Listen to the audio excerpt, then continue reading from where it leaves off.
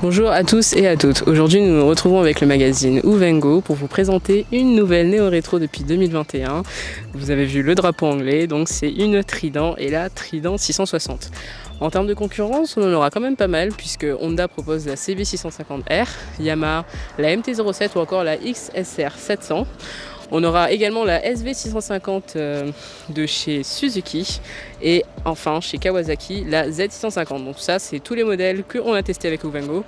Donc n'hésitez pas à retrouver les liens en bas de la vidéo justement pour en faire un comparatif. Pour cette Trident 660, on commence avec un 3 cylindres en ligne, 4 temps, distribution par double airbag en tête, refroidissement à eau, ainsi que 4 soupapes. Donc on a une cylindrée de 660 cm3, d'un alésage et d'une course de 74 x 51,1 mm. La puissance maximum est délivrée à 10 250 tours minute, en soit 80 chevaux, qui est égal à 60 kWh. Vous atteindrez au maximum 210 km/h environ selon les données constructeurs. Le couple de 6,60 m/kg, soit 64 Newton, à 6250 tours minute. Elle reste tout de même très intéressante en A2 puisque ses 47 chevaux se délivrent à 8750 tours minute et son couple de 59 Nm à 5250 tours minute. On a une boîte à 6 rapports et une transmission secondaire à chaîne. Un embrayage aussi anti-dribble qui vient assister le motard dans son confort de conduite au levier et éviter les blocages de la roue arrière si les rétrogradages sont trop forts. Au niveau du châssis, on part sur un bras oscillant en acier avec un cadre périmétrique en acier tubulaire léger.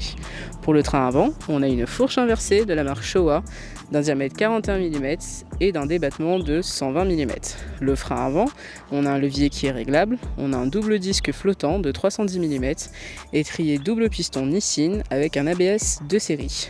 On a une jante en aluminium d'une dimension de 120/70-17 pour les pneus. À l'arrière, on retrouvera un mono-amortisseur d'un débattement de 133 mm avec la possibilité de régler la précharge avec la clé spécifique livrée avec la moto.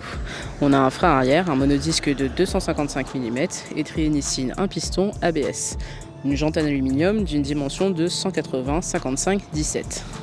Pour cette néo-rétro, donc on part sur un style qui est assez minimaliste. On a un écran TFT simpliste dans lequel on retrouvera les informations essentielles, le compteur de vitesse numérique, le contour, l'indicateur de vitesse engagée ainsi que la jauge de carburant et l'heure.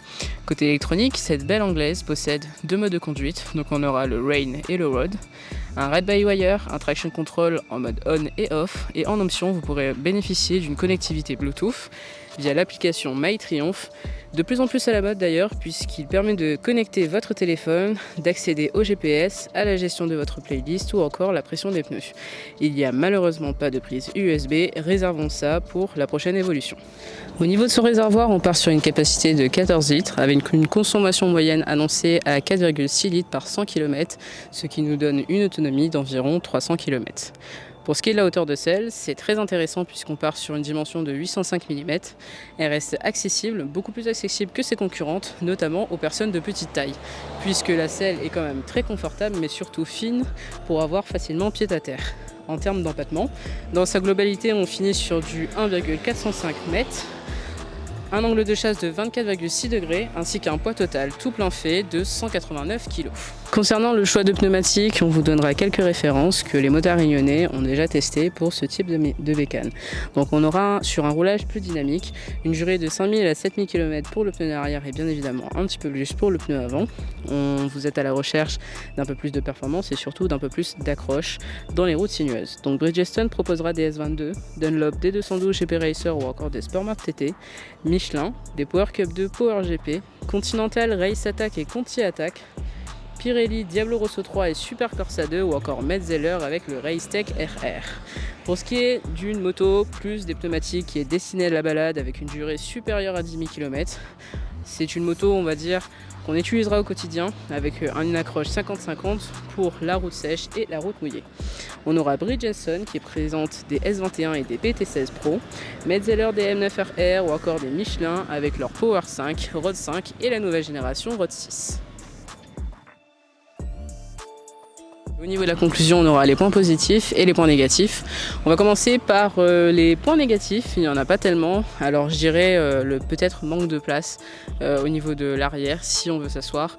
Il n'y a pas forcément de poignée passager, mais bon, dans sa globalité, c'est pas forcément super gênant non plus. Au niveau aussi de l'avant, c'est vrai que si on part sur la route des Tamarins, on est quand même facilement exposé au vent, mais voilà. Après, c'est une moto qui est plutôt destinée à la ville ou alors aux petites balades sur les routes sinueuses. Sur les points positifs, par contre, il y en a beaucoup. Donc on commence par sa position de conduite qui est très droite. Donc on a les jambes qui sont vraiment bien détendues, on a un guidon quand même qui est assez large, donc qui nous permet aussi un bon rayon de braquage. On a la selle qui est très fine à l'avant, qui est vraiment très épaisse, très moelleuse, donc pas de souci de ce côté-là. En termes de finition aussi, franchement très moderne. Bon, même si le réservoir est recouvert de plastique, on a quand même un joli gris qui est avec des paillettes, donc vraiment super look. Même si il n'y a pas beaucoup de carénage, il y a vraiment un beau design. On a un beau phare aussi, full LED, donc vraiment elle est mignonne, très compacte, très polyvalente, très facile à manier. Le poids aussi, franchement, reste quand même, par rapport à ses concurrentes, l'une des plus légères. On reste sur du 180 kg à peu près. Donc voilà, en termes de maniabilité, il n'y a vraiment rien à dire. En termes de châssis, c'est vrai que le réglage de la précharge derrière peut être un petit peu, on va dire, durci, mais c'est pas forcément grand chose. Surtout le train avant, c'est ce qui est important dans les routes sinueuses de la Réunion.